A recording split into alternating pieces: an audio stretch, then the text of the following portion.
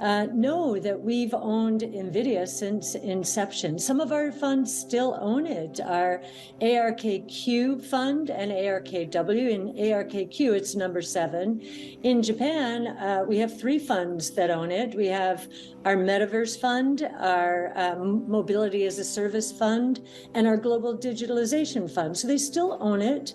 And as you know from our ETFs, we have taken profits. This stock has gone from $5 when we first bought it to $400. There's a lot of good news discounted in this stock, and we still think it will do well over time. However, there's a new group of stocks that are going to benefit from the foundation that Nvidia has laid. Nvidia is a hardware stock, and sure, it has some software, but the history of hardware and software is the bigger beneficiary over time is going to be software. And in our view, for every dollar of hardware that Nvidia sells, software providers, SaaS providers, will generate $8 in revenue.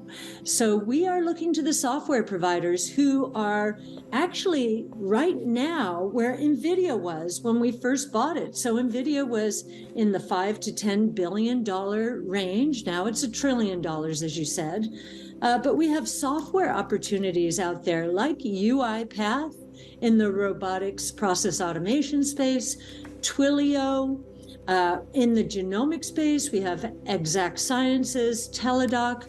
We have companies that are, because of artificial intelligence, they are going to develop new businesses that we think are going to thrive. And right now, they are in that $10 to $12 billion range that was in place when we first bought Nvidia. So we are really happy that investors who own benchmarks like the NASDAQ and QQQ still own Nvidia. They own it in some of our portfolios, but we're on to the next thing.